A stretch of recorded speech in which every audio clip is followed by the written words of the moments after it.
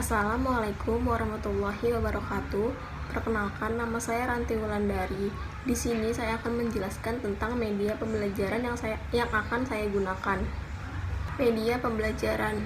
Media pembelajaran dapat dikatakan sebagai alat bantu pembelajaran, yaitu segala sesuatu yang dapat dipergunakan untuk merangsang pikiran, perasaan, perhatian, kemampuan, atau keterampilan peserta didik sehingga dapat mendorong terjadinya proses pembelajaran.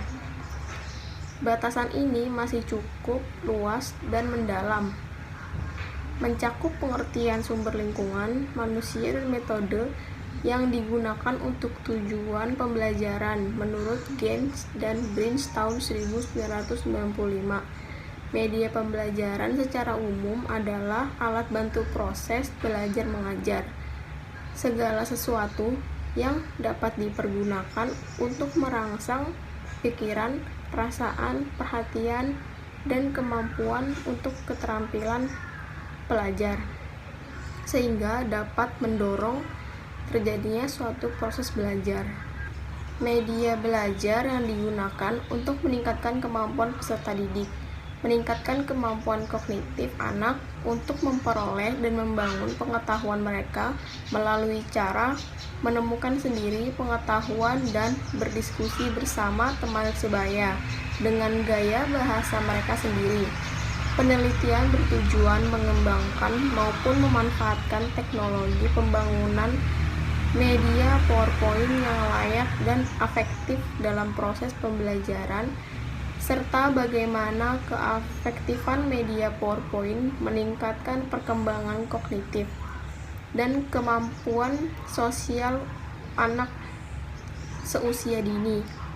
Selama proses belajar mengajar berlangsung, siswa kurang aktif mengetahui pembelajaran yang akan tersedia pada saat pembelajaran tidak bervariasi, bisa disebut dengan teacher center.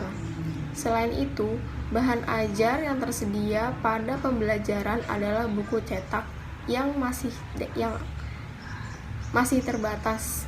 Bahan ajar yang dipakai selama proses pembelajaran adalah buku cetak yang dipinjam dari perpustakaan, yang mana buku tersebut tersaji dengan penjabaran sangat panjang. Siswa mengakibatkan rendah. Dengan demikian, perlu dikembangkan media pembelajaran dan meningkatkan hasil belajar siswa. Penelitian pengembangan ini bertujuan untuk menghasilkan media pembelajaran, yaitu PowerPoint dengan perpaduan mind map yang valid, praktis, dan efektif dalam pembelajaran.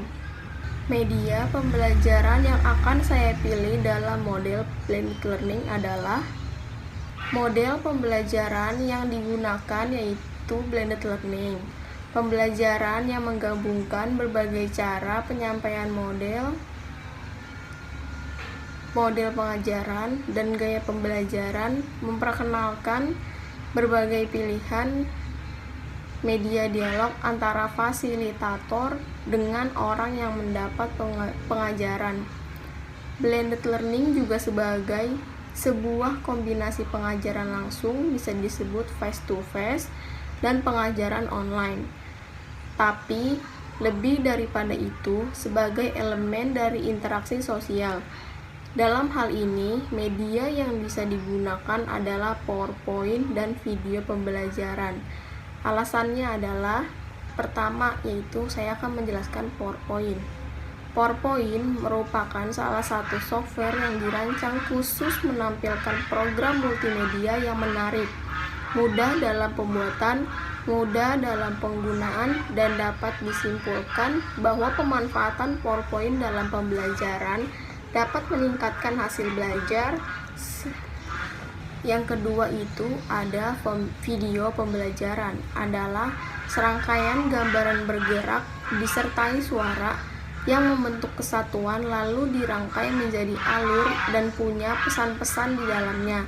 Untuk itu, sesuai dengan arti video sendiri, video pembelajaran bisa berarti serangkai bahan ajar yang diberikan melalui tayangan gambar bergerak disertai suara, alur, dan pesan-pesan. Lalu, bagaimana sih penggunaan media pembelajaran PowerPoint pada metode pembelajaran blended learning? Nah, dengan cara pada saat kelas offline, pendidik dapat menjelaskan melalui PPT PowerPoint tersebut. Pendidik menjelaskan materi yang sudah disiapkan yang terdapat di dalam PowerPoint tersebut. Sedangkan pada saat kelas online, cara pengajaran bisa menggunakan video pembelajaran ataupun PowerPoint yang sudah dijadikan video. Pendidik membuat video pembelajaran yang berisi tentang penjelasan dari pendidik beserta dengan bahan ajar yang sudah dibuat di dalam PowerPoint tersebut. Dan nanti di saat kelas online bisa menggunakan WA Group ataupun bisa menggunakan Google Classroom. Adapun kekurangan dan kelebihan dari PowerPoint dan video pembelajaran.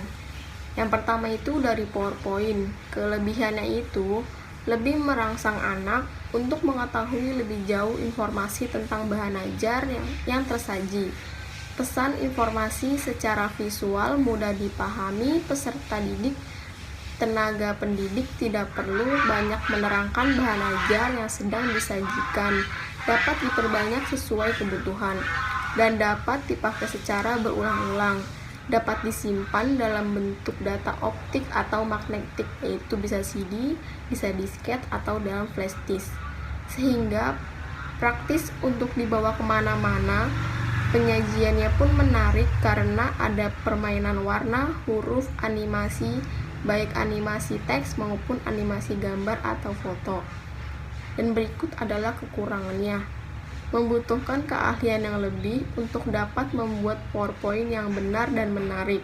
Dibutuhkan kesabaran dan tahap demi tahap untuk menyusun dan membuat PowerPoint sehingga membutuhkan waktu yang tidak sedikit.